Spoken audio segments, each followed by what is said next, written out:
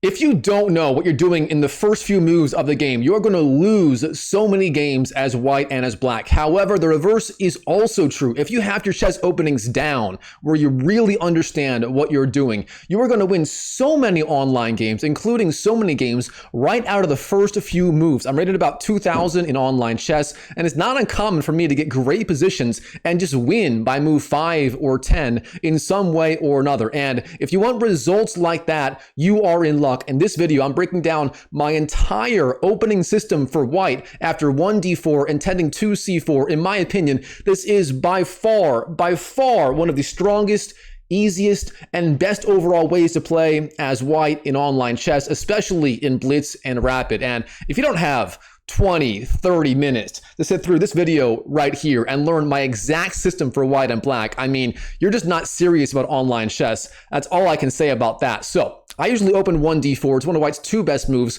d4 and e4 are by far the undisputed strongest moves here for white. Now, there are a few different ways to play 1d4. You can play for a Trompowsky or a London, but personally, I like to play 1d4 intending 2c4 against almost anything. And white's basic idea, if black were to ways to move, is to go d4, then c4, gaining space on the queen side like this. From there, our knights may want to come out to these squares typically, although there are exceptions. From there, we can either go something like e3, bishop d3, castles, or we can also go something like bishop to f4 or g5, then e3, bishop d3, and castles. And that is kind of our main idea with this 1d4, 2c4 setup. We're trying to get a nice space advantage on the queen side and go from there. And it's a really simple, but really, really strong way to play as white. Now, after 1d4, what are black's main options? Well, the two main moves here, moves you'll face by far the most in online chess, I'm talking from experience here, are 1d5 and 1 knight to f6. Both of these moves are designed to stop white from going to e4. If black wastes a move like a5, then of course e4 is possible. White gets those strong pawns. Therefore, black's main idea is to go d5 or knight f6, blocking the e4 square like this. But of course, there are other moves besides d5 and knight f6. Black can also go, c5, f5, e6, d6, g6, b6, and so on. Don't worry, I'm going to give you a brief overview of how to play against all of these openings from black. But of course, let's start with the two main moves here, d5 and knight to f6. Now, d5 leads to the queen's gambit after 2c4. This is our main idea here. We're sort of temporarily giving up this pawn on c4. The idea being, if black takes it, we can always go e3 or e4, threatening to win back the pawn immediately on c4. So the queen's gambit accepted is one way to play as black, but black also has other ideas. So black's main moves here, after d5 and then c4, he can either take the pawn or he can defend it with, say, e6 or c6. Now, there are other options. For example, black can go knight to f6. I get this all the time. But from here, white can just take on d5 like this. And if black ever takes back on d5, we can always go e4, driving back that knight. And it's very, very easy to play as white like this. And of course, even stronger than that is just going knight to f3 and tending something like bishop f5 and then knight b d2 threatening e4. But you can just go e4 here and get a great game anyways. Nothing to worry about. Beyond that, black can also go for the Chigorin with knight to c6. Now, this move is a little bit tricky. In my opinion, the line with knight c3 here is by far the easiest for white to play. From there, if black ever takes on c4, we go d5, driving back that knight like this, and white gets really easy play. Our idea is knight f3, maybe bishop to f4, g5, then e3, and so on. And again, if black ever takes on c4, we go d5, getting a great game. Now, there are some other sidelines, but those really are the two most common in online chess. Now, let's get to the main lines here. D takes c4, the queen's gambit accepted, the c6, the Slav defense, and e6, the queen's gambit declined. If black takes on c4 like this, the line I play here is white. There are two main ideas. One is e3, trying to win back the pawn like this. That line is very strong. It's probably the most common line at the Super GM level. Personally, I find the line with e4 to be way more fun and about equally as strong. The idea being we're trying to immediately get the massive pawn center. And if black gives us some free moves, we're going to capture on c4, go knight f3, castles, and white is doing outstanding here. It's sort of an improved version of like a king's gambit accepted, except the king side here is not damaged as white still has that f pawn. Now from here, black has a lot of different ideas. One line, for example, is c5. In response to that, we just go d5, intending capturing on c4 and bringing out these knights, and white is doing just fine. Beyond that, black can also go b5, trying to hang on to this pawn, but that move is very risky. Computers do show this line is playable for black, and it may actually be black's strongest line if he follows up precisely. But here, as usual, in these queen's gambit structures, when black takes on c4, then goes b5, our almost automatic response is going to be a4, trying to break up these queenside pawns. That way, if black ever takes on a4, we capture on c4 like this, and if black tries to defend, like this, for example, we can always take, then go b3, trying to break up these pawns, and white has good play in pretty much all lines, no matter what. So this line's quite good for white as well. And by the way, in case you are curious, the one challenge line, let's call it that, for white is if black goes c6. The strongest line here for white is taking on b5, then going knight c3. Black has this really weird computer move, queen to b6.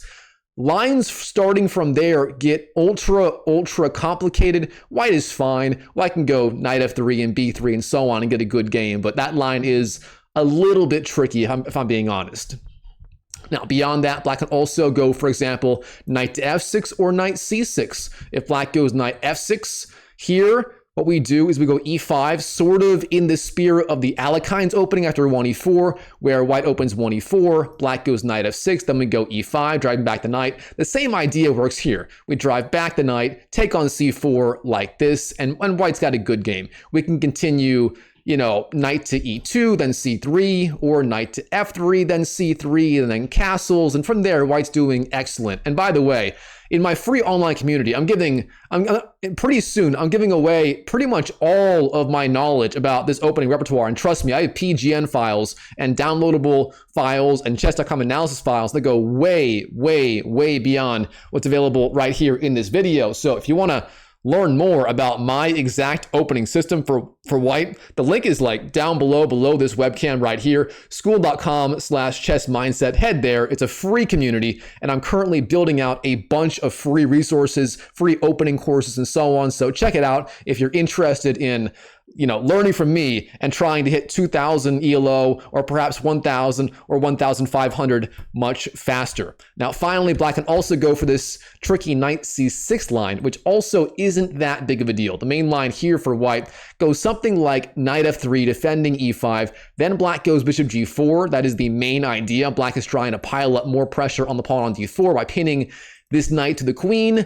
Therefore, you know, the knight can't move right now. Therefore, d5 is sort of forced. Black goes knight d5. And then for white, all we have to do here is bishop e3, followed by perhaps knight c3, h3, bishop e2, and so on. And white's doing fine. And if black ever takes on f3, we just take back with the g-pawn, and white gets a fantastic structure. There's really nothing to worry about there. And finally, if black plays some weird waiting moves like e6 here, I mean, white gets easy play. We just capture on c4, go knight f3, castles, knight c3, and so on, rook e1, and white gets a super easy game with a pretty solid edge. So that kind of covers it for the overview of the Queen's Gambit, except that, again, I've got files that go into much more depth than that if you want them.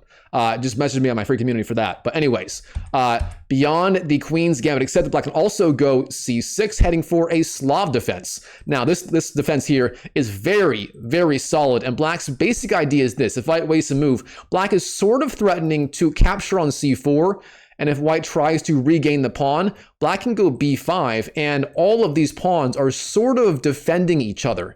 That is sort of the idea of c6. So black here is, first of all, bolstering d5. If white takes, black can take back like this, and black maintains that critical pawn on d5, which controls e4 and stops e4 and so on. But beyond that, black is also setting up the idea of capturing on c4 like this, which is very tricky.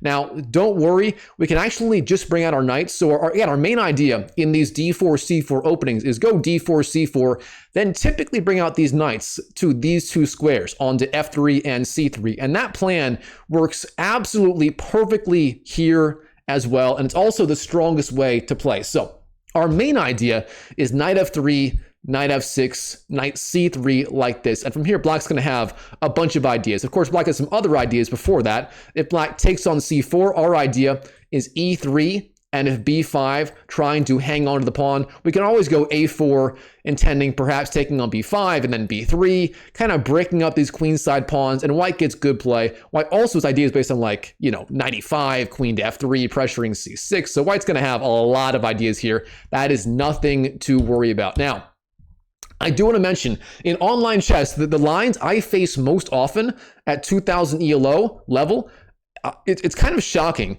Black plays typically the move bishop f5 or bishop to g4. So you do need to know how to face these two sidelines. Now, if black goes bishop f5 like this, the problem with this move, as you can see, the eval bar skyrocketing in white's favor. The problem is the bishop no longer controls b7 and the queen can swoop out and attack that square. So the best line for white here involves taking on d5 and then going queen to b3, attacking b7. And black is in for a world of trouble here. These lines, you do need to know how to play these as white. The main idea is to play ultra aggressive. For example, white often goes e4, giving up a pawn, to then go bishop b5 as soon as he can, then maybe knight to e5 and bishop f4. Like, here's a sample line. Let's say black defends with, say, b6. From here, white may go, I don't know, knight c3, attacking d5. Black may defend. Now here, black may seem to have a solid defensive setup. After all, d5 is covered, his bishop's outside the pawn chain, b7's covered. The problem is all of these light squares are so weak, and white's idea is simple. e4, a brilliant idea.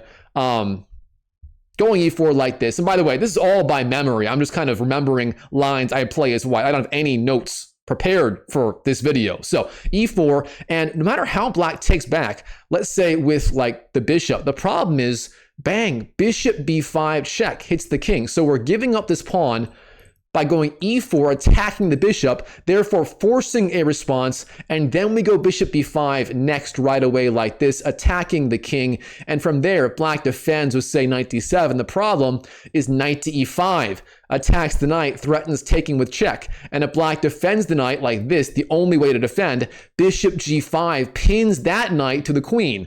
And from here, we're threatening taking with check. The knight can't take because you lose the queen. The queen can't take because you lose the queen to the knight.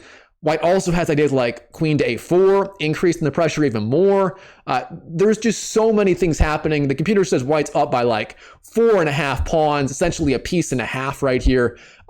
Basically, when you see bishop f5, the big problem is this queen b3 idea here, and also ideas like e4 and bishop b5 if the light squares get weakened, plus knight e5. Now, if black goes for bishop g4 here, white's response here is going to be knight to e5, getting out of the way of the attack. Of course, black here was threatening capturing on f3 like this, trying to damage the pawn structure. We don't allow that. We jump in knight e5 like this, attacking the bishop. And no matter where this bishop goes, white gets a huge initiative. Let's say it goes back to like here. This is the one I see most common in online chess. Then white can take on d5, go queen b3, and all the same ideas apply here. Like defending b7 is not easy. If black goes like queen to c7, the idea is there's actually the trap of like taking on c1. If white were to go like e3 or something, you actually pretty much get mated like that. What you do here, bishop f4, the bishop has the x-ray attack on the queen. The c1 is now defended by the bishop. White's threatening actually ideas like knight to g6, which looks insane, but the queen, like if black wastes a move, knight g6, the queen is under attack, as is the rook, but the bishop is defended. So like you move the queen and then white takes the rook. Really insane stuff. So white's threats here are like piling up fast. If black goes b6 defending, then again, like e4 and then bishop b5 ideas. You know, if you block the attack, you lose the queen. There's all kinds of ideas here that are just really strong for white. So to review, you're going to face these lines, bishop f5 and bishop g4, all the time in online chess. If black goes here, we take and go queen b3 with huge threats. And if black goes bishop g4, then we do here is 95, followed by the same kinds of threats. And it's really, really strong for white. What else can black do? Well, those are the main ideas. Black can also go like e6 here. This line is a little more complicated, I'm not gonna lie. The best move here for white is knight c3. And black, the strongest move is knight f6. Black also has the option of taking on c4. This is called the triangle Slav or the note boom variation. It's a little bit complicated. You'll almost never face it in online chess. I think I faced it once in like thousands and thousands and thousands of online games after 1d4. Don't worry about it too much, but in case you're curious, the main line does go e3 attacking c4. Black goes b5. Then we go a4. Black goes bishop b4 like this. Then it's like, by memory, how does this line work? I'm trying to go by pure memory here. Okay, not gonna lie, I did just cheat and look at the engine. I forgot the line here. The line goes bishop d2, then a5, then a takes, bishop takes, c takes, b3, bishop b7, b takes, b4, bishop b2. And from here, white's gonna castle and so on. And we have this very imbalanced pawn structure with these two pawns versus these two. But again, I've almost never, ever faced this line where black takes on c4 and then goes for like the main idea here. You'll probably never face it online, so don't worry about it too much. So going back to the Slav position here, knight f3, knight f6 is the main move. It's the one we haven't covered so far. And then knight c3 is the best move for white. Now, this is the real main position of the Slav defense. Here black has, let's see, let's call it maybe 4 main moves. He can capture on c4. He can go a6, he can go e6, and technically g6 is playable. Let's start with g6, the Schlechter Slav. In this case, white gets a very, very easy edge. All we do, we take on d5, and then go bishop f4, intending h3, e3, bishop e2, and castles. And the problem with this, we have an exchange Slav structure. The exchange Slav is basically, you know, like here, when white just trades on d5 like this and the c file gets opened up. That is the traditional exchange Slav. Now, in the Schlechter with g6, where we just trade like this, black's bishop in this structure belongs on d6, but now it's heading to g7, where it's going to bite on granite after, say, like this, and the bishop doesn't do anything. So this structure is very, very good for white. White gets a very easy edge, very good long-term chances. That's one line. Black can also go a6, sometimes called the chameleon Slav. It's got other names as well. It was invented in like the 1990s maybe. So relatively recently in terms of like the grand scope of opening theory. Now, black's idea is to capture on c4, then go b5 with like, you know, all of these pawns here just all kind of defending each other. That is sort of the idea if white wastes some moves. Now, we're not going to go h3 and g3. That was for illustrative purposes, Chess YouTube. But here you can do a few things. If you want a simple game, you can just take on d5 like this, go bishop f4, e3, bishop d3, castles, and it's decent for white. Nothing crazy, but it's decent for white. The strongest line here for white is going to be c5, or sorry, if a6 is going to be c5. This move gains space. It also capitalizes on the weakened b6 square. Now, typically, white doesn't want to go c5 like this, because then black can go b6, challenging our pawn structure, and black's doing good. The problem for black after a6 then c5 is b6 isn't as attractive, as then white can take on b6 and black cannot take back with the pawn, as the pawn is not on a7, it's on a6. From here, white's plan is really simple. Bishop f4, h3, e3, bishop d3, and castles. Like if black were to waste some moves, this is kind of the setup we want. It's sort of like a London system sort of setup. And white gets just a really, really easy game. From here, we can play on the queen side with b4, a4, b5. We can go in the center with like e4. We can even sometimes go for like a Pillsbury attack with, say, bishop to h2, and then knight e5, and then f4, and maybe g4 ideas. There are a lot of ways to play this as white. But overall, in my opinion, versus the chameleon Slav with a6 right here, a6, the line I like is c5, getting a good game. Now, this brings us to the two main lines for black in the Slav. That is the classical Slav taking on c4 and the semi-Slav. And the semi-Slav is the one you will face by far the most in online chess. So this one, you really do need to know what you're doing here. Now, if black were to take on c4 here like this, d takes c4. This is the classical Slav. Black's idea is, again, threatening b5, but very importantly, because black did not go e6, black has the option of going bishop to f5 or g4 later in the game, as the bishop is not trapped inside the pawn chain. That is abso-freaking-lutely to black's benefit. That is one of the main benefits of this move order for black. Now from here, white has two main ways to win back this pawn. If you want a simple game without too much complication, where white's a tiny bit better, go e3, like this. e3, capture the pawn, you'll get a good game. There's nothing wrong with that. White's a tiny bit better. It's a fine game. If you want a more ambitious setup though, the move here is knight to e5. The idea is we're trying to win back the pawn on c4 with the knight. And now you may be asking, why would we win back on c4 with the knight, which is already developed on f3, versus the bishop, which hasn't moved yet? After all, in the opening, your goal is to bring out each piece one time in the opening. Well, the idea is very simple. Once this knight leaves the f3 square, we can actually go f3 and then e4, gaining space with our pawns. For example, black were to waste some moves.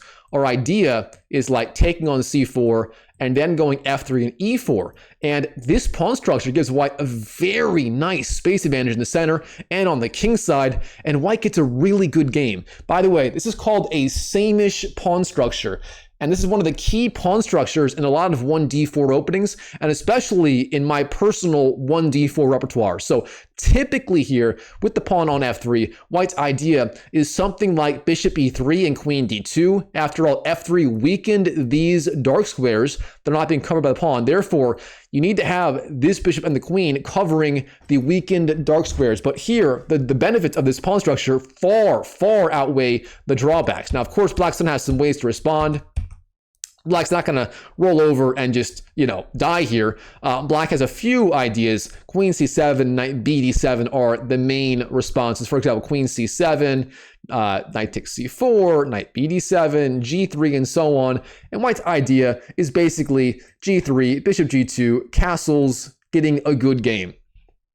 Beyond that, black can also go for a fast knight b d7. The idea being, if we take, black can go knight b6, chasing our knight, and the main line goes knight e5, then a5, clamping down on the queen side. From here, white has several ways to play. If you want a simple game, you can go like e3, bishop d3 castles, or maybe g3, bishop g2 castles. Both of those setups are fine for white. However, there are more aggressive ideas, including going for like a fast h4, which looks kind of insane, but it works out pretty well. I can go, for example, f3, e4, h4, gaining space. There are a lot of cool lines for white in, these kinds of openings. But anyway, that does it for the classical Slav. Of course, the classical Slav, by the way, goes way, way deeper than that. The main line goes something like, like this, queen c7, g3, knight b d7, e5. I mean, the lines go incredibly deep here. Knight e3, g5, and so on. The lines are just absolutely like bonkers in terms of the depth of them. But anyways, don't worry about that too much. Now, the one line you will face all the time, in addition to, you're going to face these lines with bishop f5 and g4 a lot. We covered that already. The other big line you'll face in online chess is this semi-Slav. It's this move right here, where black gets the infamous pawn triangle as seen in the London system, the Caro-Kann opening, and many other openings. Now, black's idea is simple. He's got this very solid pawn structure, and he's threatening to capture on c4 at any moment and then go b5. However, he doesn't have to do that. He can also go, for example, knight b d7, bishop e7, castles, and just play it safe. Like if white were to waste some moves, black can simply go for like this sort of setup, which is ultra solid. The king is castled. Excuse me, the king is castled. Black has the pawn triangle. All his pieces are on good squares here. He can capture on c4 and go b5 and on and on and on. So it's a very solid way to play as black. Now, as white, there are two main responses here. There are like several moves, like anyway, the main moves here for white are e3 and bishop g5. Beyond that, white can trade on c5. White can go queen b3 or d3. White can go g3. There are a lot of lines here, but e3 and bishop g5 are the main moves. And to be honest, they're about equally good. You can play either one. If you go e3, the main idea is to go bishop d3, castles, and maybe go for a fast e4 or maybe a fast b3, bishop b2, queen c2 sort of setup. Now, the line I play right now as white is bishop g5. This one pins the knight on f6 to the queen on d8. And from here, the lines are very fun. To give you a quick overview, black has essentially four main ways to meet this variation. The first one, maybe the most critical, black can take on c4.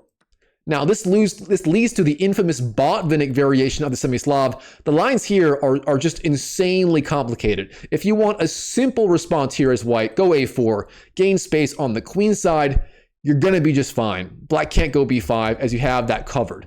However, if you want to fight, the move is e4. And from here, the lines are some of the most complicated lines in all of chess, and I'm not exaggerating one bit here. They're really wild. Black goes b5. We go e5. Attacking the pinned knight. Black has to go h6, driving back our bishop. Then he goes g5, but then we go knight takes g5, giving up the knight and attacking again the pinned knight on f6. From here, the lines are insanely complicated. The main line goes something like knight bd7, g3, bishop b7, bishop g2, queen b6. We take, black castles, we castles. Black goes c5, we go d5, black goes b4, we attack the queen. And from here, the queen can go to, say, b5, a6, c7, and so on. The lines are very complicated. Again, I have files on these lines that are going to be dropping soon in my free online community. So again, link is down below the webcam here. But really, if you want a simple line as white, the easiest one here is just a4, followed by like e3, bishop takes, and so on, and white is fine. There are no issues.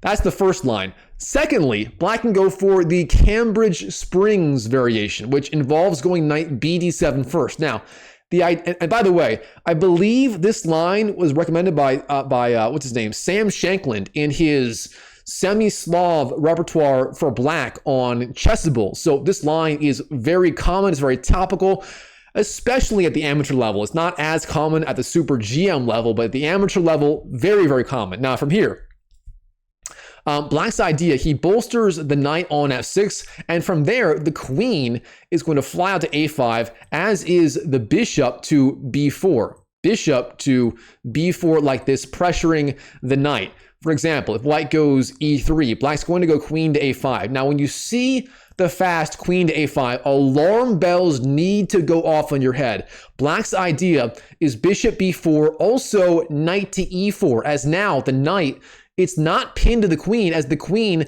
is not on d8. It's on a4 over here. So black has to, or white has to identify this. Now, the easiest way to respond involves taking on d5 like this. And if black takes, then we go queen d2, and if defending c3.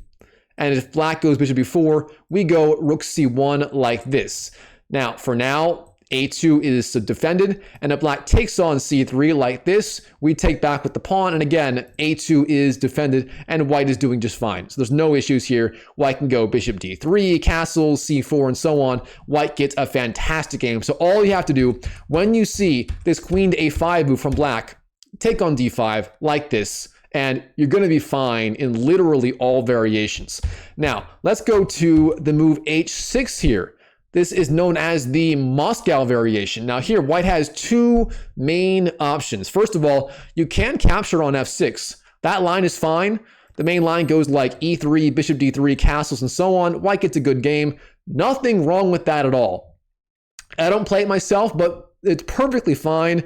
It's good for white. White's got a ton of different ways to play this. The line I like for white, and the one Alpha Zero used to demolish Stockfish in their 2017 one-on-one match, if you know, you know, the move here is bishop to h4, a more flexible move. Now, the idea for black, well, black has two main ideas here. First of all, black can go for the ultra solid QGD, Queen's Gambit Declined setup with bishop e7, knight bd7, castles, and so on. That is one option. However, beyond that, black can also capture on c4 like this. This is the anti-Moscow gambit. Now from here, white goes e4, threatening e5, trying to attack the pin piece, trying to capture on c4, and black in response goes g5, forcing bishop g3, and then b5.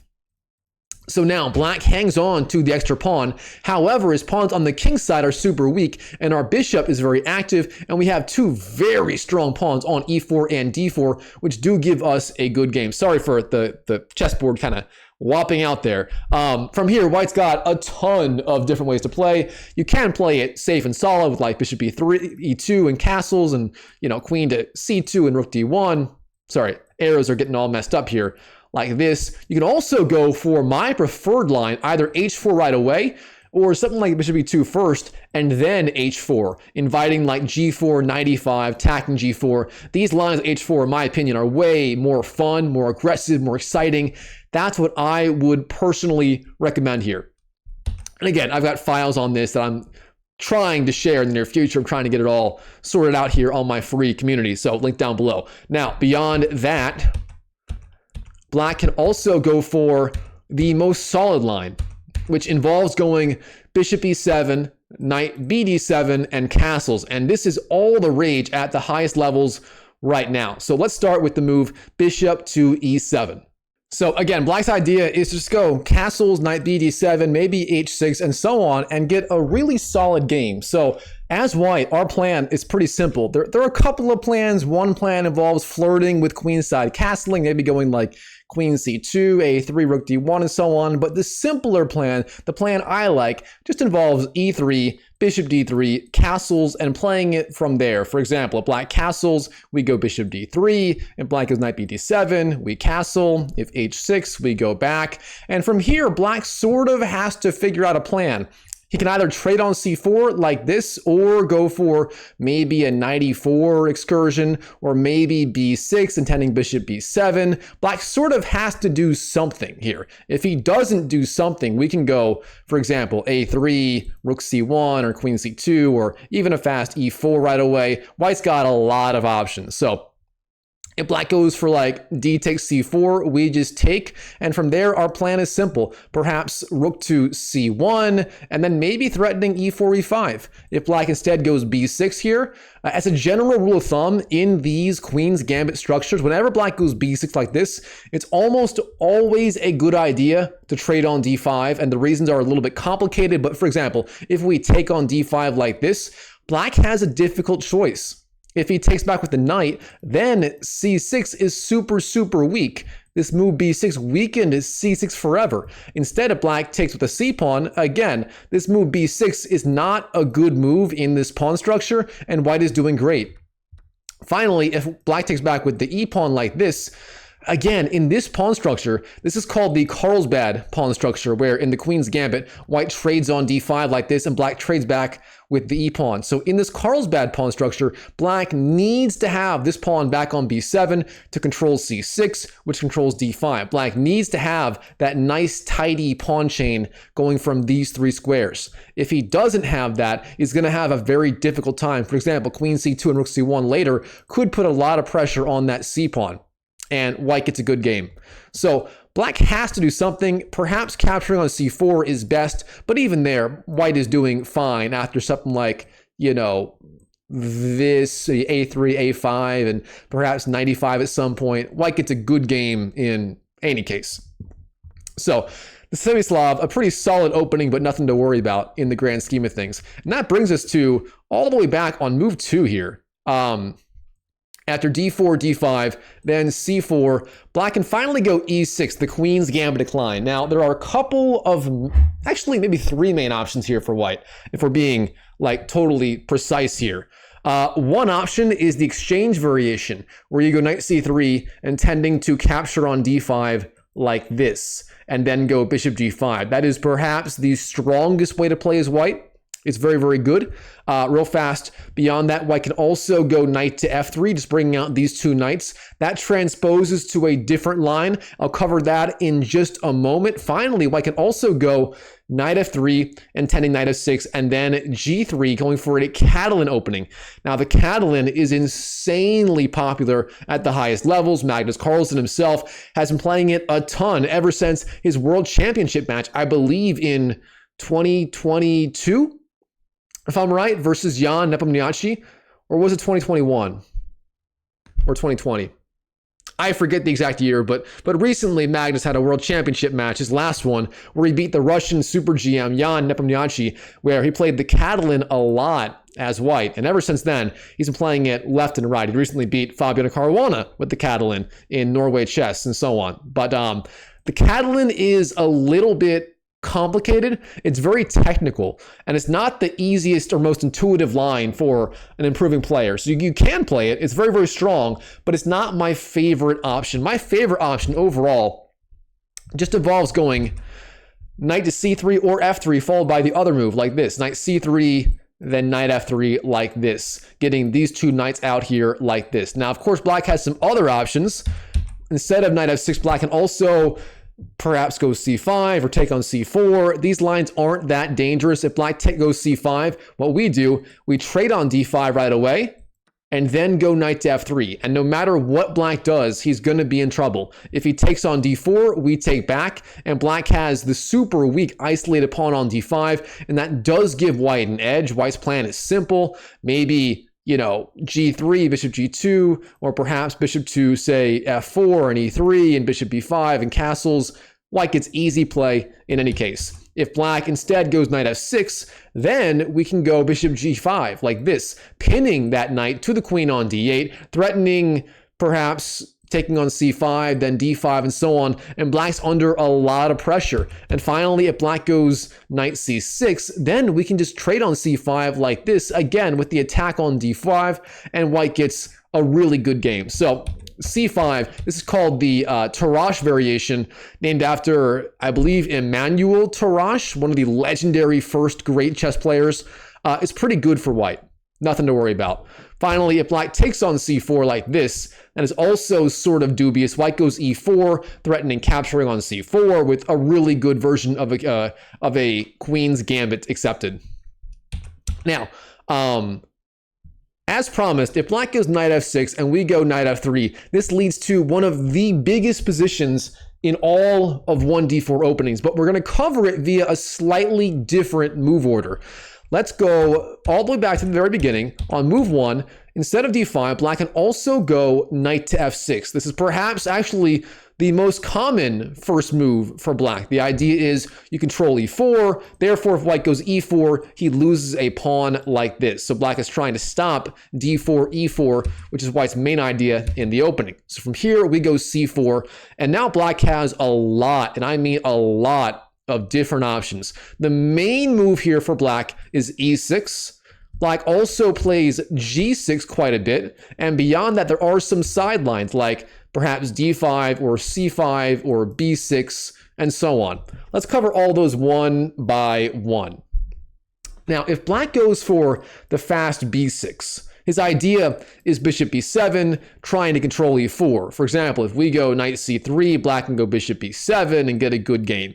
What we do as white, the best way to punish this move order as white, we play the move f3, getting that famous same-ish style pawn structure, intending bishop b7, then e4, which we covered in the classical Slav variation. We'll cover it more versus the Grunfeld and the King's Indian defense in just a little bit. And from here, obviously, the bishop, it's biting on granite. It can't do anything with these pawns, and white gets a good game. And white's idea is simple. Knight c3, you know, like this, and then knight gd2 typically, and typically bishop e3 and queen d2. And from there, white can either castle long or start a kingside attack or go d5, expanding the center, or go maybe knight to c1 and bishop b2 and castles. White has a lot of options, and it's really, really good for white. So b6, not a problem. Beyond that, black can also go for ideas like knight to c6, which is called the two knights tango. It's sort of similar to the Shigorin variation of the queen's gambit. It's not very good as white. We can just go knight f3, intending like e6, and then, you know, e3 or knight c3 or even g3. You know, anything is good here. White is just fine. Let's see. Black can also go c5, the Benoni opening. Now, the Benoni is a family of openings. There are a lot of lines here for black. Black has a lot of options.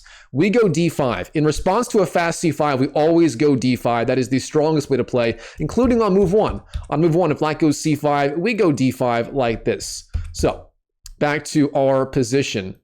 Black here has maybe two main ideas. There are some others, but the two main ones. One is the modern Benoni, involving going e6 and then taking on d5 like this. This is the modern Benoni, where black intends bishop g7, castles, and so on. The other line is the Benko gambit. The Benko gambit is an obnoxious opening where black goes for a fast b5, gambiting a pawn.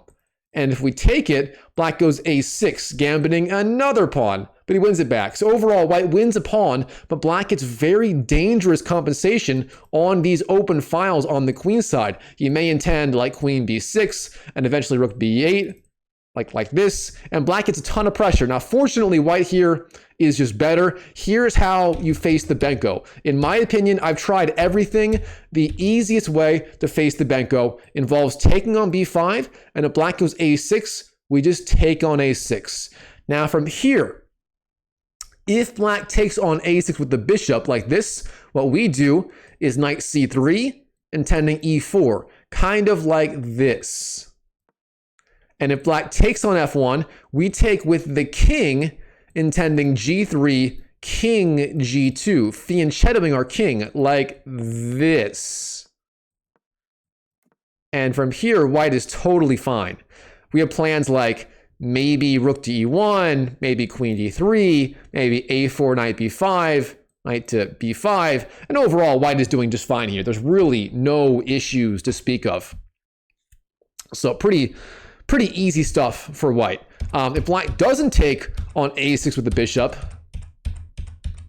let's say he takes it with the knight here, then what we do is still the same, knight c3, then e4, only here we can actually go knight f3 and bishop d3 and then castle. So even better for white, and white here is just much better.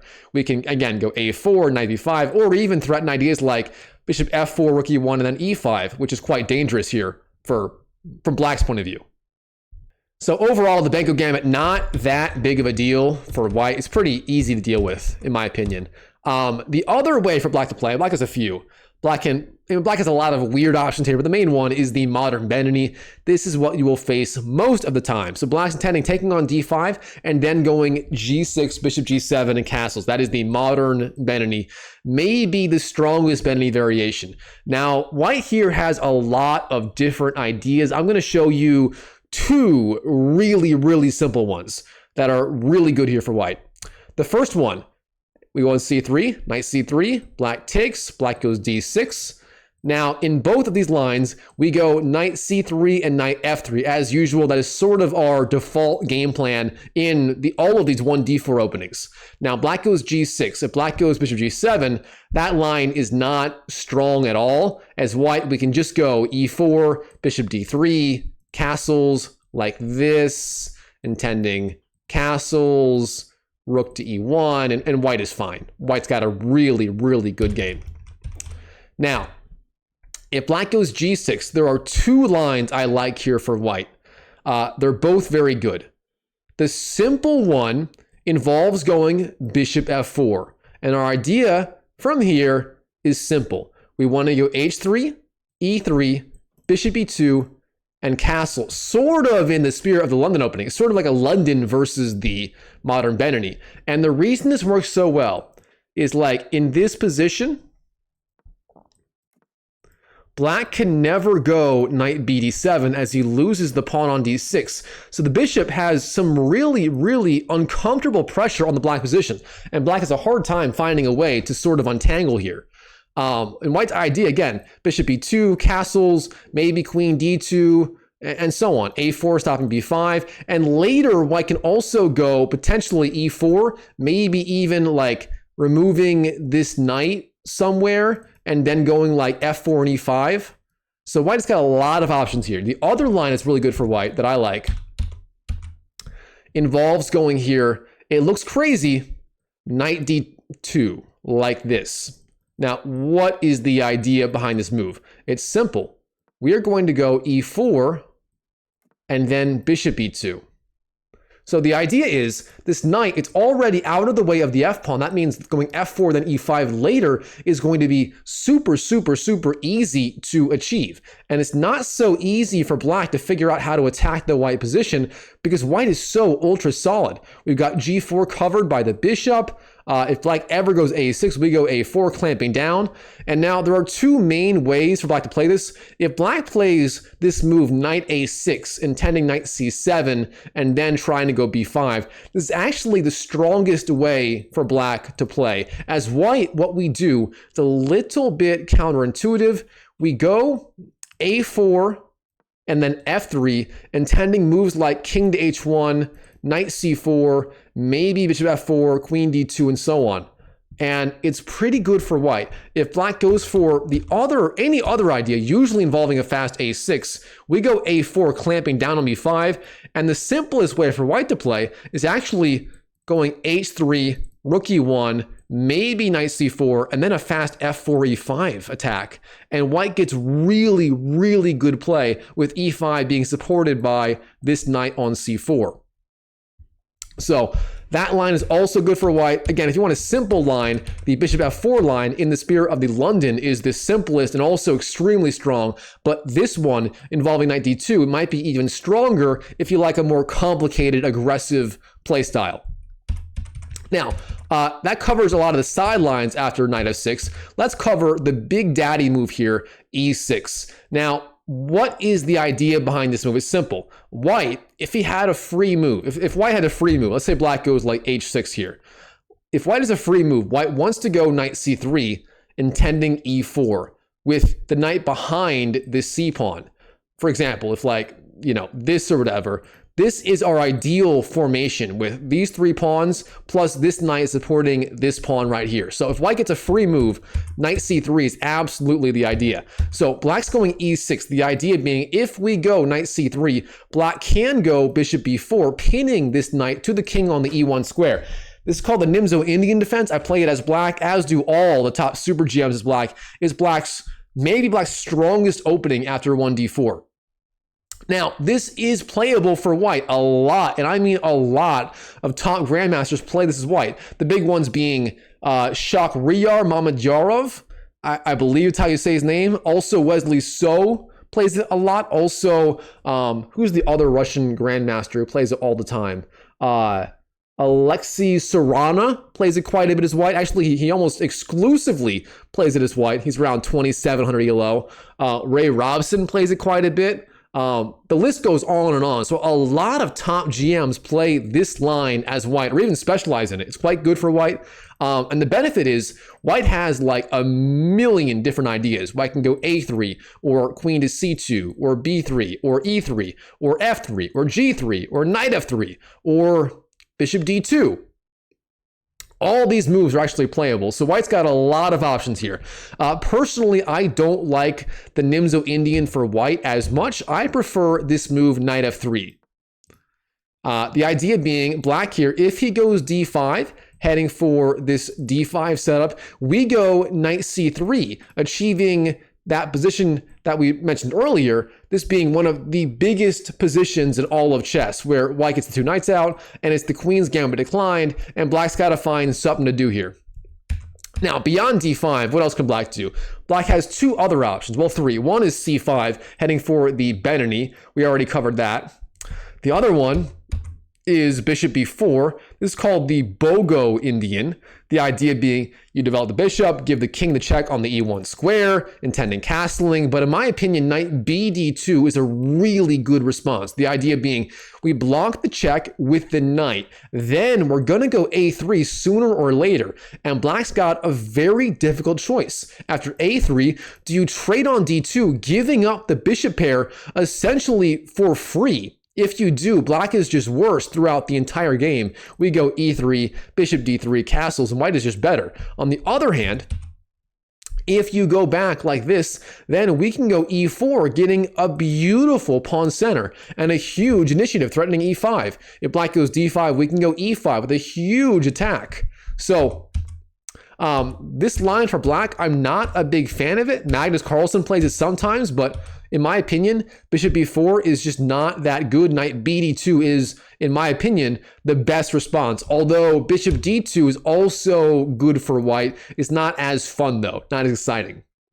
Now, beyond that, black can also go b6, the Queen's Indian defense. Now, the Queen's Indian has not been as popular ever since AlphaZero obliterated Stockfish in 2017 in their one-on-one match. And Stockfish in that match did use the Queen's Indian versus the 1d4 of AlphaZero. And, I mean, Stockfish just got eviscerated in that match. And the Queen's Indian was just beat down over and over by AlphaZero. And ever since then, not many GMs or amateur players really for that matter want to play this line as black. So what are the ideas for white here? What's the best response? What do I play and what do I recommend for white here? Now, in the Queen's Indian defense, what is the best way to play for white? What is the strongest, simplest way to play for an edge as white here in this position? Well, in my opinion, and based on what top GMs are playing, the strongest, simplest move here for white is going to be g3, sort of playing in the spirit of the Catalan opening as white. Now, the idea is if black goes here, we go here like this, sort of mirroring black and getting a fantastic fianchetto-based setup. From there, we castle, maybe go knight c3 and so on, and get a really, really good game. So the main line here for black goes bishop e7, both sides castle like this. And in this position, white's got a ton of different ideas. Knight c3 is the old main line, but in my opinion, knight c3 is met by knight e4, and black should be okay. Instead, what I recommend for white is this subtle move, rook e1. Basically, we're playing a waiting move. We might want to go e4 later, even though we can't go for it quite yet, as black has e4 under control. But rook e1 is a good waiting move. From there, we might go knight c3 or queen c2 or d5 or whatever else. The main line for black goes d5 actually. White takes, and then we go knight c3, intending bishop f4 and so on. And white's getting a pretty good game from here. So this is certainly one option for white. Instead, black can also go for a setup based on a fast bishop a6, threatening c4. In response, we go b3. And now the main line here for black is going to be bishop b4, giving the king a check on the e1 square. As white, we block the check with the bishop, bishop d2. And now black typically, believe it or not, actually goes back to the e7 square like this. So why the heck is black inserting this check on b4 like this, and then in response to bishop d2, going back to the e7 square? What is black doing here? What is the idea? Well, it's very simple. The bishop in this pawn structure, it wants to be on b2. That is the ideal square. For example, if black goes bishop e7, we go bishop b2 like this with pressure on this diagonal. So this is actually quite good for white here. So instead, black is going to insert the check, force bishop d2, and then go back to e7. Now, from here, the plans are simple. Bishop g2, castles, castles, and black usually goes d5 here, breaking in the center. In response, we can trade on d5 like this, go knight c3, intending moves like bishop f4, knight e5, rook c1, and so on, with overall a pretty good game here for white. So that is basically the Queen's Indian. Yes, there are other lines, but that is sort of the main idea. If white has a few free moves, we're just going to go bishop g2, castles, and then figure it out from there. Now, what else can black do here? Well, the main move for black here, of course, is going to be the move d5. Sorry, d5, heading for the classical, the legendary Queen's Gambit Declined. Now, this is by far the most solid, safest, and maybe strongest way for black to play after 1d4, and all of your favorite super GMs play this as black at least some of the time, if not all of the time, as black. Now, what are we going to do as white? Well, there are two main moves here for white to fight for an opening edge. One is g3, the Catalan opening. Now, the Catalan became insanely common at the highest levels ever since Magnus Carlsen played his World Championship match, I believe in 2020, versus the Russian super GM Jan Nepomniachtchi. Now, the Catalan is very, very good, but it's very subtle and very technical. White's idea is bishop g2 and castles, and from there kind of figuring it out. Personally, I play this line occasionally as white, but it's not my favorite way to play. My favorite way to play for white is going to be this move, knight to c3. Now, this right here is known as the 3 knights variation of the QGD, and it's a very, very good way to play for white. The idea is very simple. We're bringing out these 2 knights. Again, our default plan for white in this 1d4, 2c4 system for white is going to be d4, c4, and then knight to c3 and knight to f3 in some order. So we're bringing out the 2 pawns here, the 2 knights, and now it's time for black to make a decision. What is black going to do? Well, black here has maybe, I'm going to say 4 good moves, 4 S-tier moves, and then 4 sidelines that he sometimes plays as black. Now, the 4 good moves here for black are bishop b7, bishop b4, c6, and c5. Now, first of all, we already saw the Semi-Slav c6 via a different move order, via the d5, c6 move order. So this line for black is very solid. Again, our plan is simple. Bishop g5, intending e3, bishop d3, and castles and so on. And white does get a very good game. Now, the other ideas for black, the first one, the solid one, the classical QGD move for black is going to be bishop d7.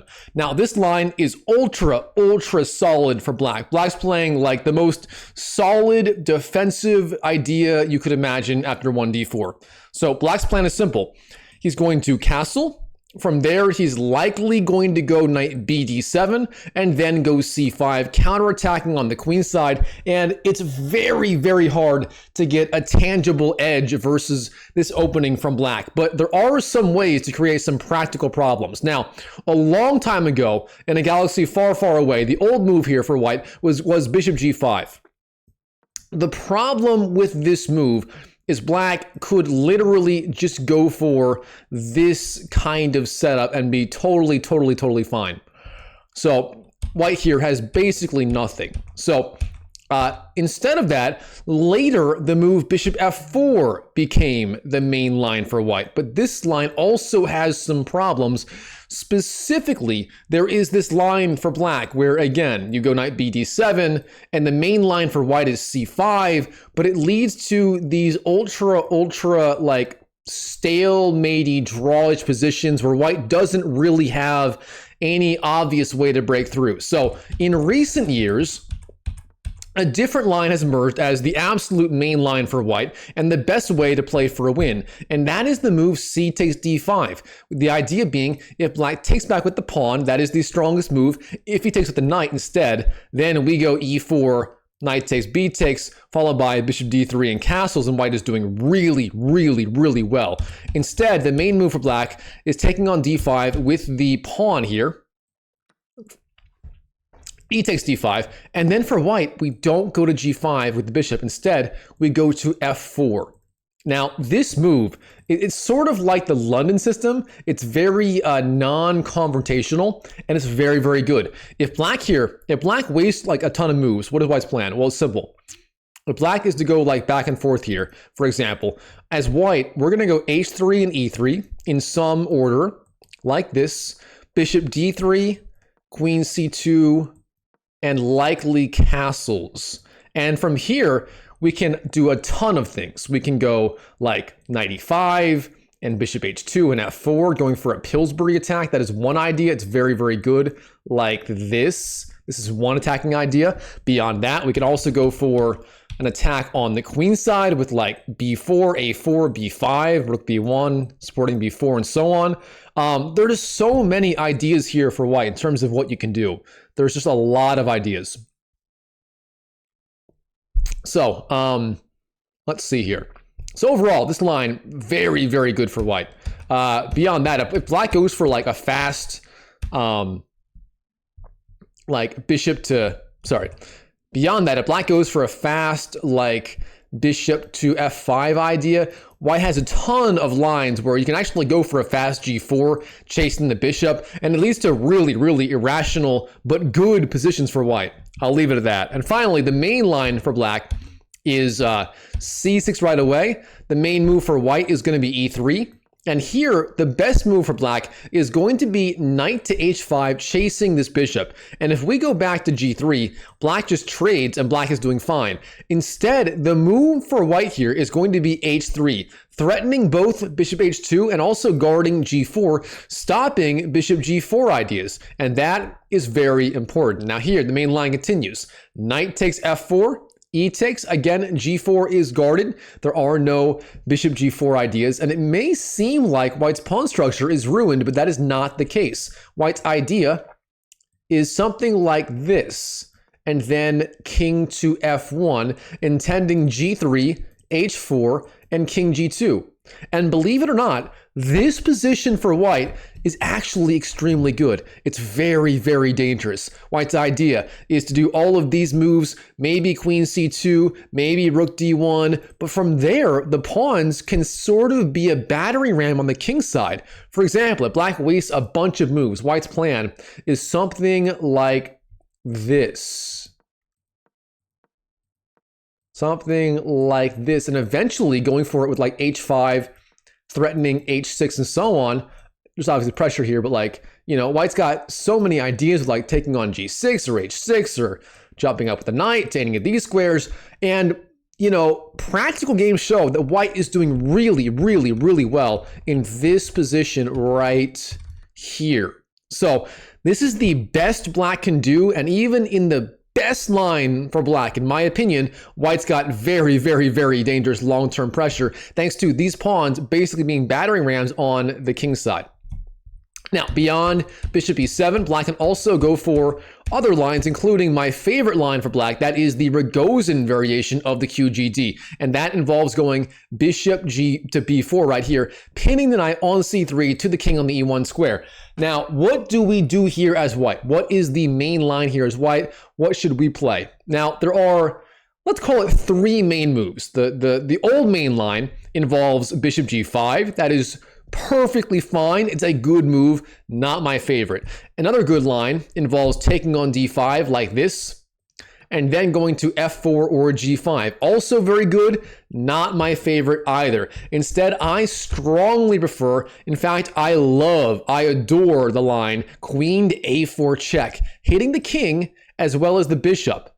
Now, black from here, the bishop's under attack. The only way to defend is knight c6. That is literally the only way to defend. If black goes like bishop d7 or queen d7, we just take the bishop and win the game. So black here has to block the attack and defend the bishop. That is the only move that does both. From here, our plan is simple. e3 and then queen c2 like this, dropping back. What is the idea? Why did we go to a4 and then go back to c2 like this, seemingly wasting a tempo? It's very simple. Black's knight on c6 is misplaced. That knight does not belong there. It belongs on b8, allowing the c5 advance, counterattacking on d4. Without a fast c5, black does not have fast counterplay, and that means white is going to get very good long-term pressure. Now, from here, black has a lot of different lines he can play. White's idea is simple. He's usually going to go bishop d2, and then a3, driving back this piece, and then bishop d3, and usually castle. So that is sort of white's idea. Something like, you know, this-ish. Maybe here. Like, this is kind of what white's going for in general terms, right? Of course, black's going to have a lot of different lines here. So the main ones include rook to e8, bishop d6, d takes c4, and b6. If rook to e8, black's idea is to go for a fast bishop to f8, but it's not that big of a deal. It looks something like this. And from here, white can go for like a fast bishop e2 or d3, or even long castles or waiting moves like h3, and white's got a good game overall. Beyond that, if black goes b6 here, as white, we just trade on d5. Pretty much whenever black goes b6 in these queen's gambit structures with these pawns attacking each other, we almost always trade on d5 in response, as this pawn on b6 does not belong on b6 in this new pawn structure like this. Instead, the pawn belongs on b7 with the other pawn on c6 instead, trying to get this nice straight pawn formation, which obviously isn't possible here in this position. From here, we can go bishop to d2 and d3 and castles and rook to c1 and so on, and a3 and b4, and white has some decent long-term pressure. Instead, if black trades on c4, we can just trade back, and white's doing fine. Black's main idea is to drop back and then go for a fast e5, and from here white can either trade on e5 or even go d5, trying to drive back this piece and get good game either way, good play either way. Finally, black can also go, what else did I say black could do here? Rook e8, b6, oh, bishop d6. That is also one idea, but then as white, we can even go for a fast c5, driving it back, and then rook b1 and b4 and b5 and so on. White's got a lot of ideas. So overall, I find this queen to a4 line for white to be just ridiculously fun to play. Also very, very strong. Now, beyond that, we covered e7 and b4. We covered the Semi-Slav via a different move order. Black can also go c5. This is called the semi-Tarrasch. It's a very good opening, and in fact, it has maybe emerged as the main line here in this position right here. C5 is just extremely common at the GM level, and it's common nowadays because of a new development here. In the past, white would capture on d5, and black would always take back with the knight. But around 2020-ish, this move, c takes d4, has come in the limelight. The idea being you attack the knight, therefore the queen must take back. Then black takes back with the pawn like this. And yes, black has a very weak isolated pawn. However, black gets pretty good activity. The bishop goes to e6 and e7, and black castles, knight c6, and so on. And black is getting some decent pressure on the white position. The main line goes bishop g5, bishop e7, e3, knight c6, queen to, say, d3 here. And from here, black's going to go castles, bishop e6, queen b6. White's going to go bishop e2, castles, and so on. And white does have a lot of pressure on this isolated pawn on d4. White does have a good game, but again, overall, black is certainly in the game. He's certainly doing okay. Let's leave it at that. So that is one line for black. The other line, the older line, involves in the semi-Tarrasch with c5.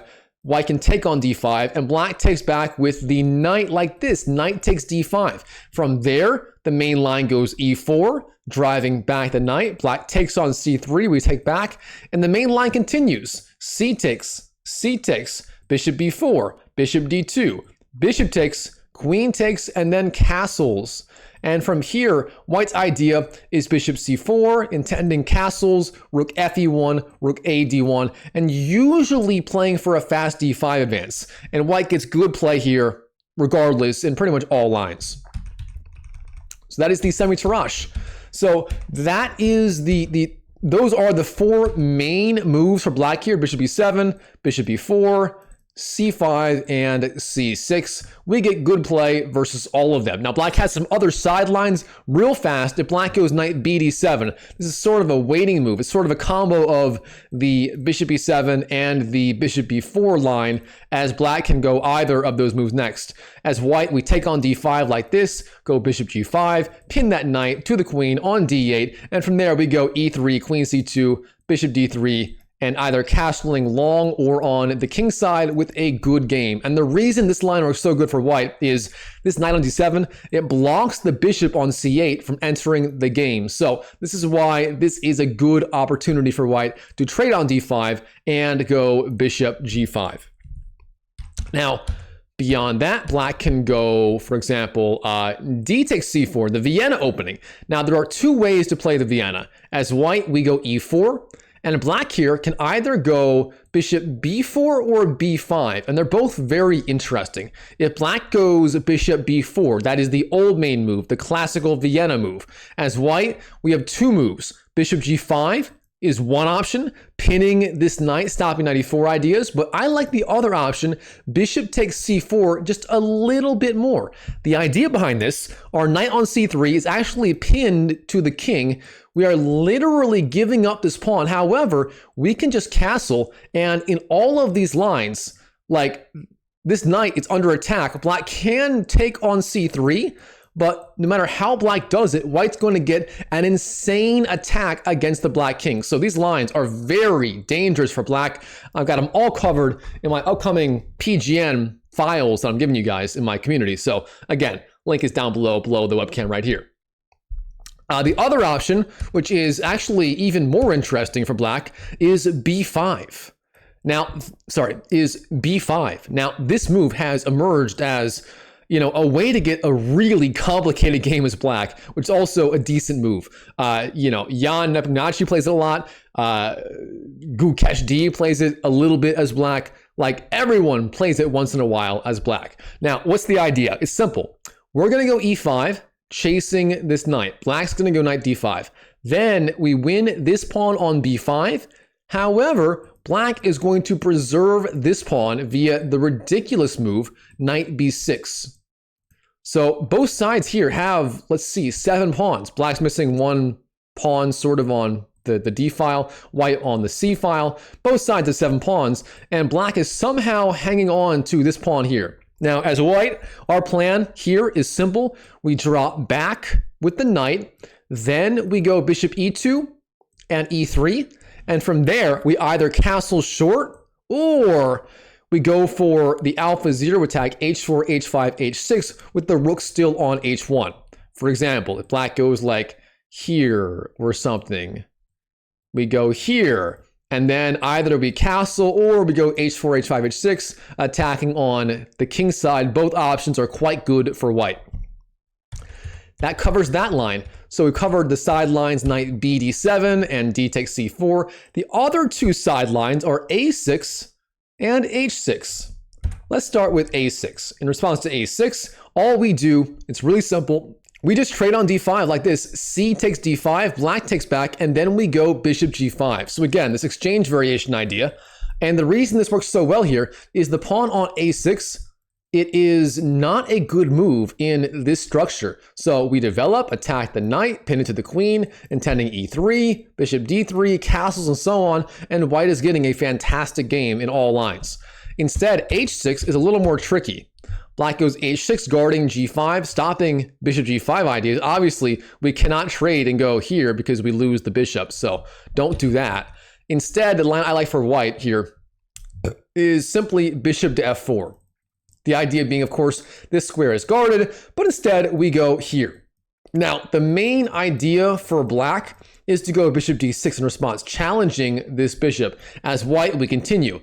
Bishop takes, queen takes, then e3, then castles, and then the key idea of c5, driving back the bishop, or the queen, sorry, intending b4, gaining even more space, intending the fast b5 advance. And this line is quite good for white, although black is certainly still in the game, so to speak.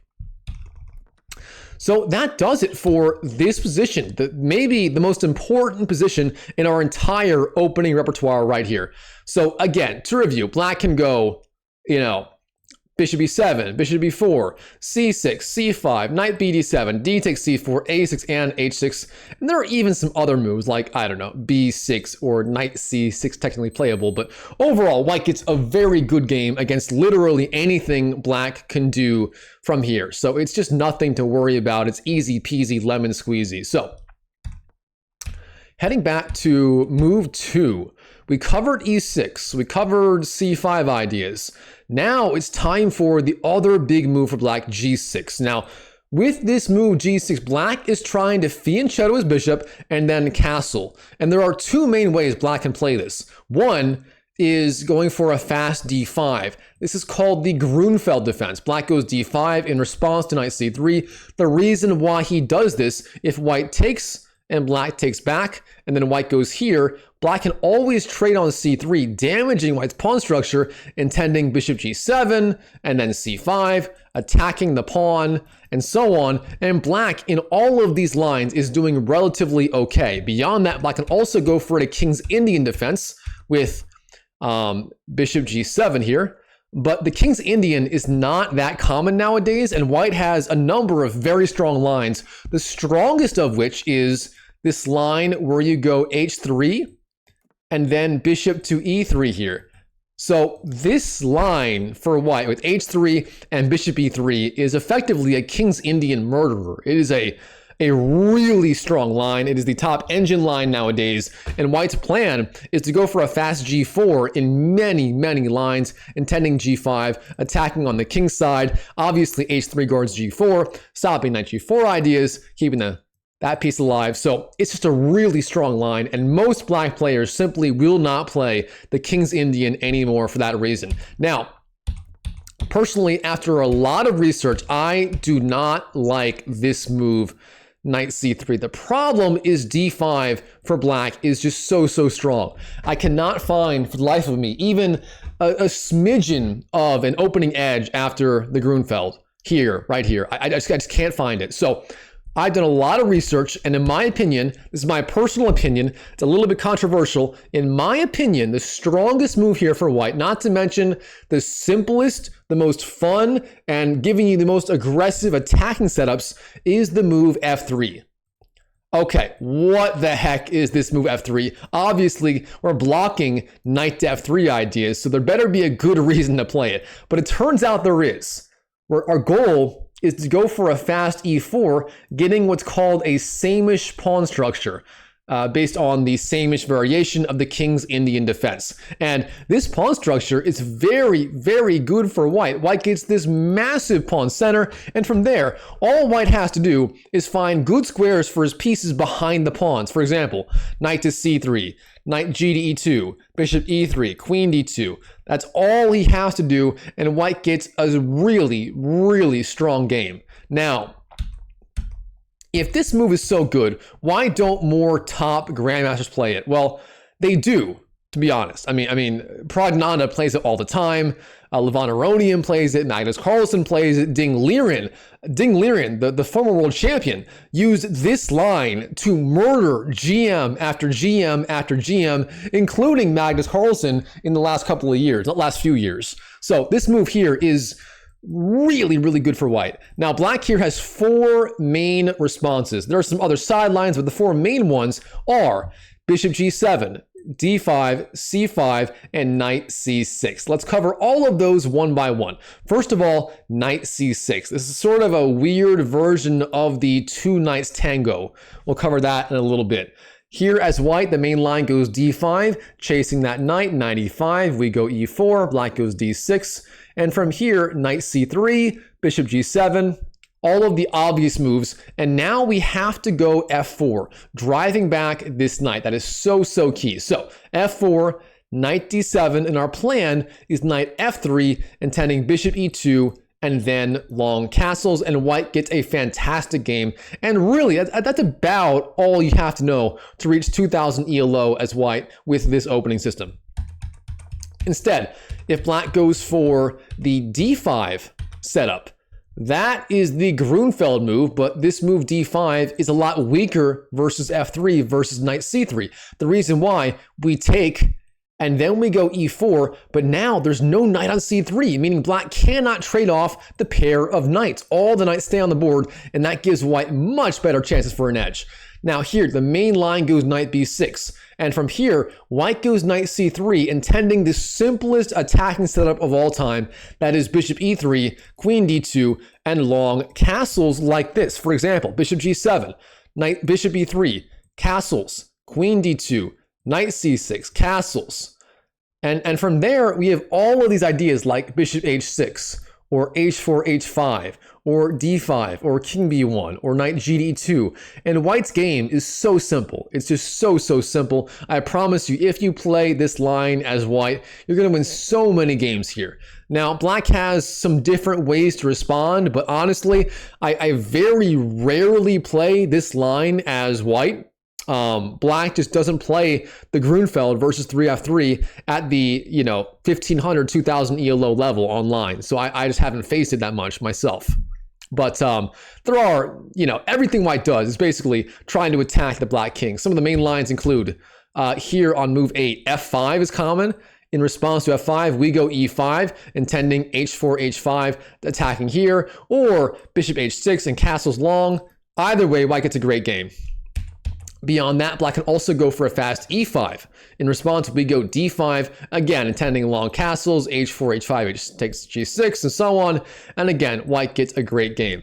Beyond that, black can also go knight c6, followed by queen to d6. And the idea here is black's trying to go rook d8, piling up pressure with 1, 2, 3, 4 pieces on d4. However, it's not an issue. We go knight b5, chasing back the queen, queen d7. Then we go king to b1. Then black goes rook d8. Then here we play the move, I believe, d5. Black goes a6. We go back. And then from here, black can go knight to b8 or a7 or e5 or even queen to e8. But no matter what, in all of these lines, white's idea is simple. h4, h5, take on g6, bishop h6, take the bishop, queen h6, sack, mate. It's basically that simple. So white gets a great game here in all lines. In all seriousness, I have done a ton of research here as white. And in my opinion, white does get a pretty convincing edge in all lines. So that's all I'm going to say about that. That kind of covers it for this Grunfeld-ish line. That brings us to the modern Benoni line. This might be black's strongest line versus the Grunfeld. Now, you can do c5 immediately. In response, as always, we go d5. Black can also go e6 first, intending e4, c5, d5. Either way, it's like the same thing. So c5, let's do this move order.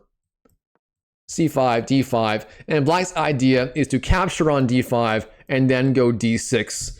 Now, this is the real starting point of this Benoni version of the 3f3 anti-Grunfeld. So what is going on? First of all, white has this massive pawn, like connect 4 setup here. 1, 2, 3, 4.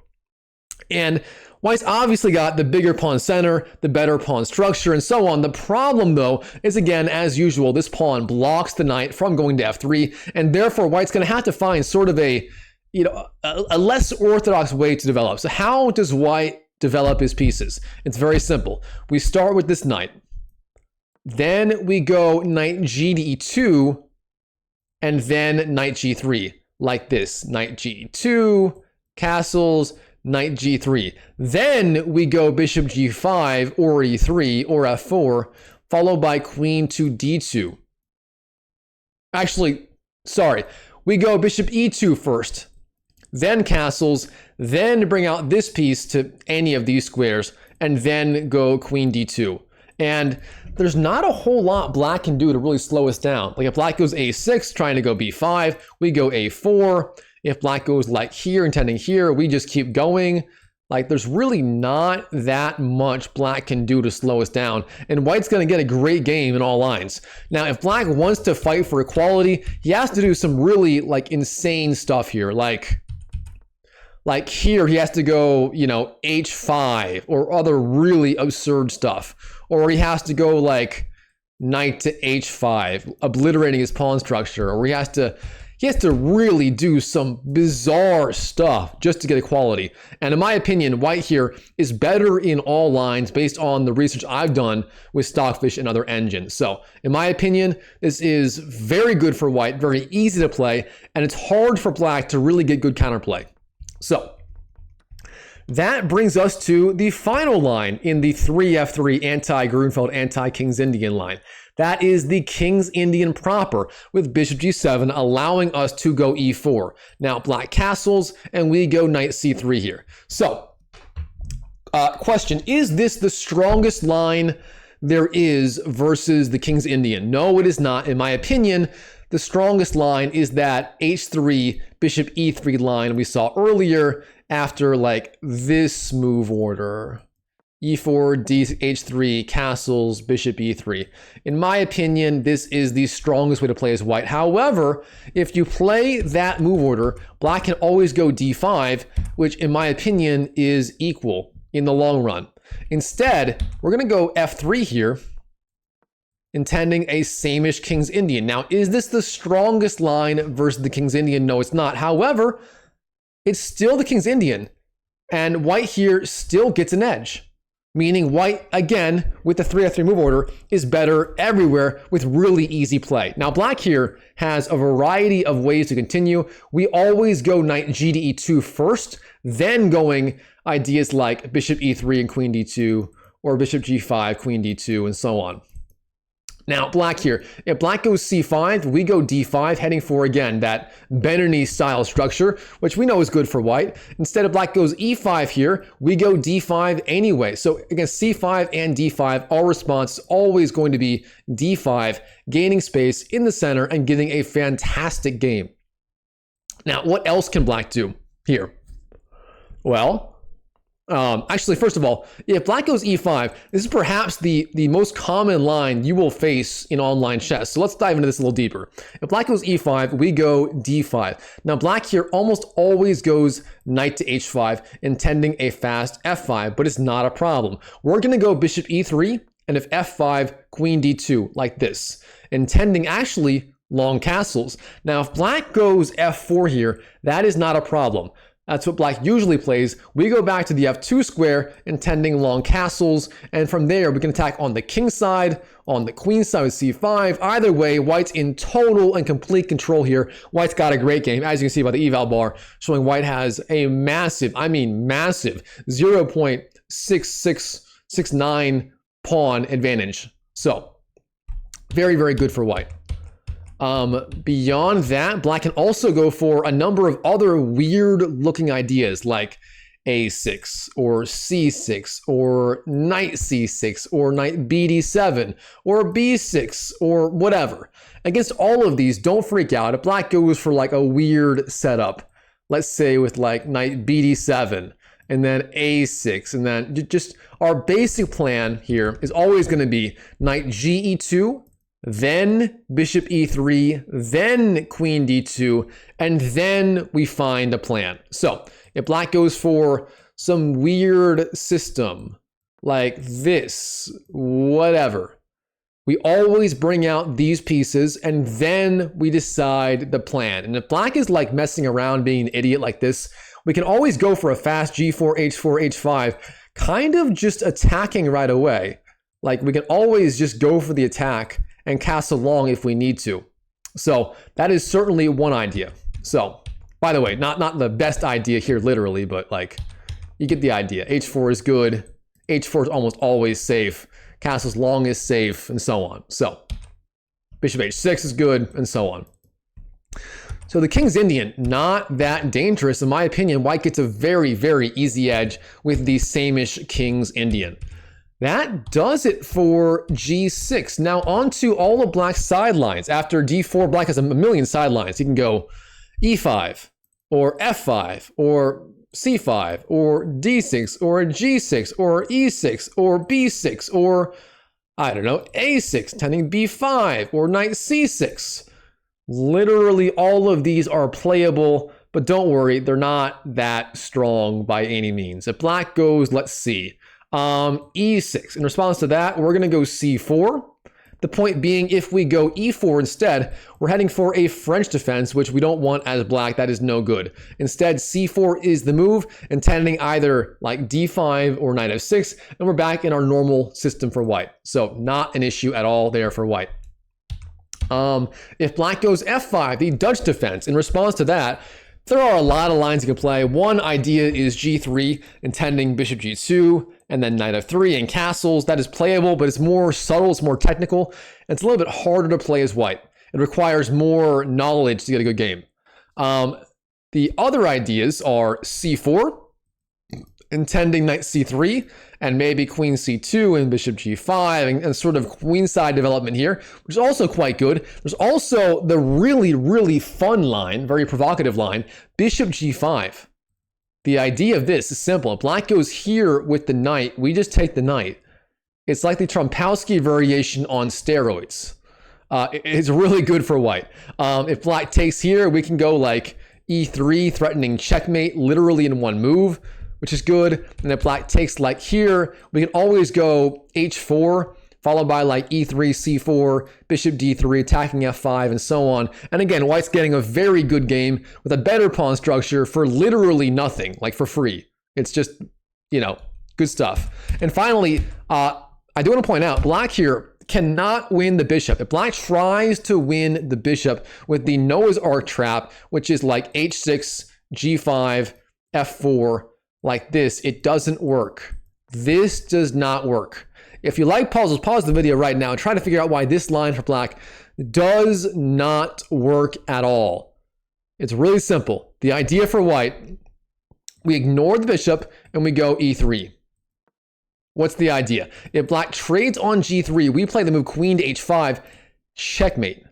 That is literally checkmate, chess YouTube. It's over, you win the game. The king's under check, you can't block the attack, the king has nowhere to go, it is just mate. So, if black goes for this idea of like the fast g5, we go e3 with the double attack on f4 and h5. Black has to go like knight f6 defending, but then we win the pawn and we're just better out of the opening. And really, we're like almost winning here as white. So if you hate the Dutch defense as white, bishop g5 is a fun line you can play as white to get a good game.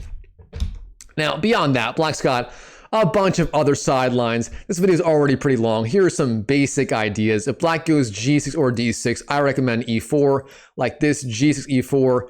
And if black goes for this like modern defense, the line I like for white involves bishop e3, queen d2, and long castles. If black goes for the Pirc defense, I recommend the same thing. Pirc is d6, e4, knight f6, knight c3, and then g6. Here again, bishop e3, intending queen d2, long castles is very, very good for white. That is the short answer of how to play versus the Pirc. If black goes b6, we go e4, intending something like this. And if black goes like this, we just continue going like this, castling, c3, knight bd2 to f1 to g3, and so on. Excuse me, I am losing my voice here. But anyway, that is not a big deal either. What else? If black goes, black can go e5. This line is common online. We just take the pawn. The main line here for white is if black attacks the pawn like this, in this position, don't go here defending, because then queen b4 is super annoying, targeting the king, targeting the bishop, targeting b2 like this. This line is super, super annoying with the triple attack. White is better. White's best way to play is bishop d2, queen takes, knight c3, bishop b4, rook b1, queen to a3. White is better, but it's very confusing and it's very hard to play as white. Instead, what I recommend is simply e4. Here's why.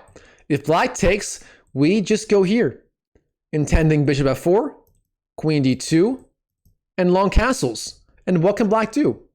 What can black do? Like knight f6, bishop to f4. If black takes, he's under attack. Then g takes, and we're attacking a c7. We're attending queen d2 and long castles. We got rook g1 ideas. I mean, what can, and the queen is blocking the bishop. Black is just so busted on move 7. It's just ridiculous. So in my opinion, e5 is just nothing to worry about. You just take the pawn and play my system, which is like this one. Just e4, and you're just crushing. So that's one way to go. That covers virtually everything after 1d4. I may have missed some lines. There's, you know, I guess there's other lines maybe, but that's pretty much everything you could need to know after 1d4. So my opinion, again, this 1d4 system with d4 and c4 heading for these systems with like, knight c3 and knight f3 and so on, or these f3 ideas. In my opinion, both of these are the easiest, strongest ways to play for white. It's the best opening system for white, in my opinion, for improving amateur players. And again, I'm talking from personal experience. It's what I personally used to reach 2,000 ELO in online chess, become a top 1% online player as an amateur in my mid-30s, and I gained even 700 ELO points in 7 months using these openings. So I believe in them, I've used them myself, and I do teach them to my coaching clients. So if you want a simple way to play as white to give you amazing positions game after game, I cannot recommend this enough for white, this d4, c4 based system I taught you right here. So that is all for today. I hope you enjoyed the video. If you did, please comment down below whatever you want to say. I am going to try to get back to comments very, very soon. Hopefully tonight, as this video rolls out, I'll be responding to comments a little more regularly. But anyways, that is all for now. If you enjoyed the video, comment down below, smash that YouTube like button. And as always, I wish you the best of luck in your chess improvement journey in 2025 and beyond. And I'll see you in the next video.